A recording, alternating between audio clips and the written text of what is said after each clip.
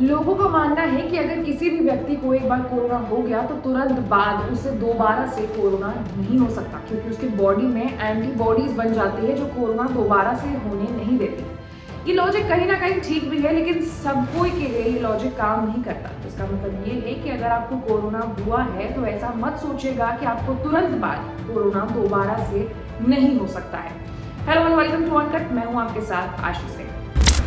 आपने ऐसा सुना होगा कि अगर किसी भी व्यक्ति को कोरोना होता है तो उसे दोबारा संक्रमित होने में समय लगता है, जिसका मतलब ये है कि उसको तुरंत बाद कोरोना नहीं होता है।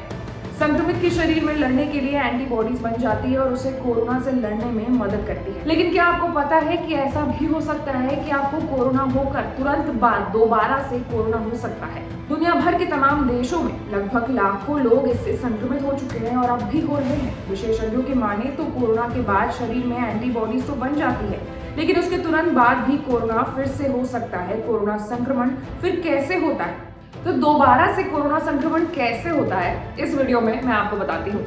दोबारा संक्रमित होने की वजह से बताते हुए एम्स के टीकाकरण इंचार्ज डॉक्टर संजय ने बताया कि ओमिक्रॉन से पहले कोरोना दोबारा होने का रिस्क काफी कम हुआ करता था। उन्होंने बताया कि इसका उदाहरण इससे देखा जा सकता है कि 2020 में जब भारत में भी लोग कोरोना से संक्रमित होना शुरू हुए थे, तब धारावी और ऐसे कई स्लम एरियाज थे जहां से रोजाना बड़ी संख्या में कोरोना पॉजिटिव मरीज सामने आ रहे थे। लेकिन अब वहां की खबर भी सामने नहीं आ रही, क्योंकि कोरोना के अब तक के सभी वेरिएंट काफी खतरनाक थे, जो एक बार हो जाते हैं तो शरीर में लंबे समय तक उसे लड़ने की इम्यूनिटी पैदा हो जाती है।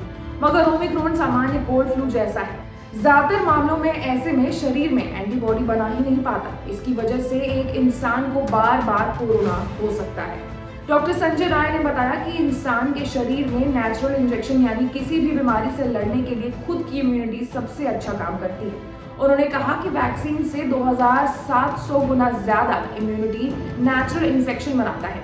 इसलिए जो पहले नंबर पर आपको कोरोना से बचाता है वो आपके अंदर बनी हुई नेचुरल इम्यूनिटी ही है। हालांकि वैक्सीन और नेचुरल इम्यूनिटी शरीर में एंटीबॉडी तो बनाते हैं और ये संक्रमण की गंभीरता को भी कम करते हैं, लेकिन फिर भी ये दोनों भी वायरस को शरीर में घुसने से रोक नहीं सकता। ये वायरस के शरीर में प्रवेश कर जाने के बाद उससे लड़ने में कारगर साबित होता है। देखिए, बॉडी में दो तरह की इम्यूनिटी होती है। पहली इम्यूनिटी होती है इम्यूनल इम्यूनिटी। इन इम्यूनिटी से आपके शरीर में एंटीबॉडी का पता चलता है। और दूसरा होता है सेल्यूलर इम्यूनिटी, जिससे इम्यूनिटी मेमोरी बना लेता है।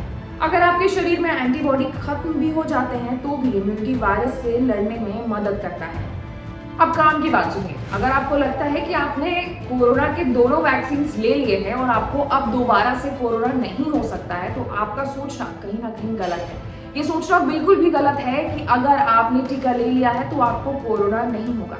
कोरोना के टीके ये तय नहीं करते हैं कि आपको कोरोना होगा या नहीं होगा, बल्कि कोरोना के टीके इसलिए लगवाए जाते हैं ताकि आपके बॉडी में वो इम्यूनिटी बन सके, ताकि जब आपको कोरोना हो, जब आप कोरोना से संक्रमित हो, तो वो इम्यूनिटी जो डेवलप हुई है टीके के कारण, वो आपको कोरोना से लड़ने में मदद कर सके और ये सिचुएशन लाइफ थ्रेटनिंग न हो।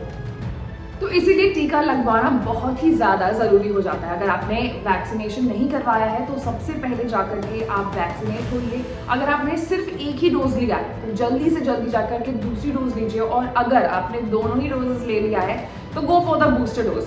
ऐसे ही तमाम जानकारियों के लिए आपको कहीं और जाने की जरूरत नहीं है, बस आपको अनकट को लाइक, सब्सक्राइब और शेयर करना होगा। साथ ही साथ आप हमें कमेंट भी करके बताइए कि आपको हमारा ये वीडियो कैसा लगा। मैं थी आपके साथ आशी और आप देख रहे थे अनकट।